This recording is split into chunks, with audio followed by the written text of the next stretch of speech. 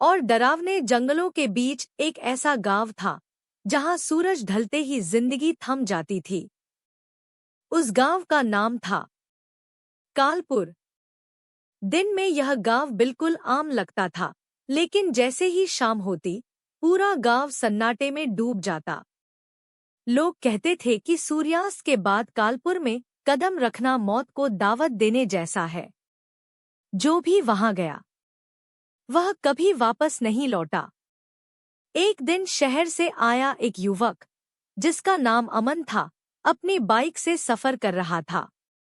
रात होने वाली थी, तभी उसकी बाइक खराब हो गई। चलते चलते वह एक गांव के बाहर पहुंचा। वहां एक पुराना टूटा हुआ बोर्ड लगा था जिस पर लिखा था, सूर्यास्त के बाद प्रवेश वर्जित है। अमन हल्का सा हंसा और बोला, अंधविश्वास। और वह गांव के अंदर चला गया।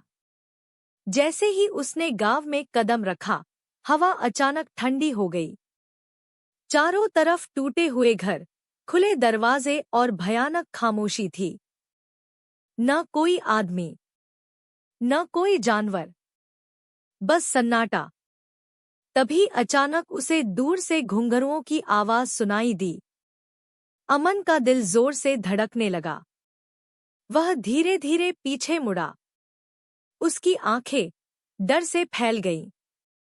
सफेद साड़ी में एक औरत खुले बिखरे बालों के साथ उसकी तरफ बढ़ रही थी। उसके पैर जमीन को छू ही नहीं रहे थे। वह चल नहीं रही थी, वह तैर रही थी। डर के मारे अमन भागने लगा।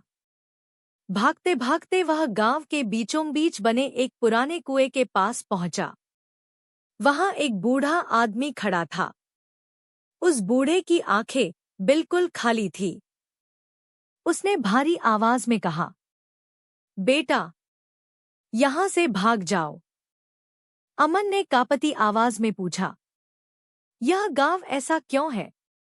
बूढ़ा बोला, क्योंकि यह गांव अब जिंदा नहीं है।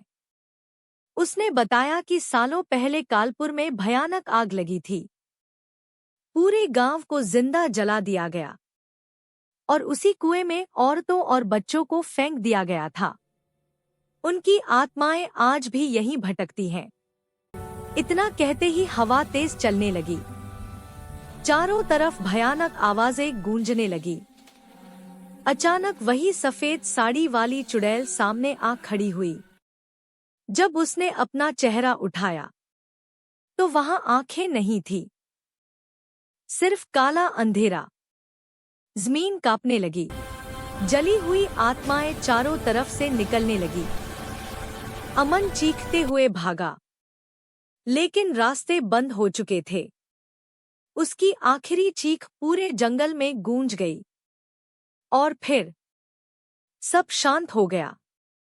अगली सुबह उस रास्ते से गुजरने वाले लोगों को सिर्फ एक जली हुई बाइक मिली और गांव के बाहर लगे बोर्ड पर नए शब्द अपने आप उभर आए, कालपुर में स्वागत है।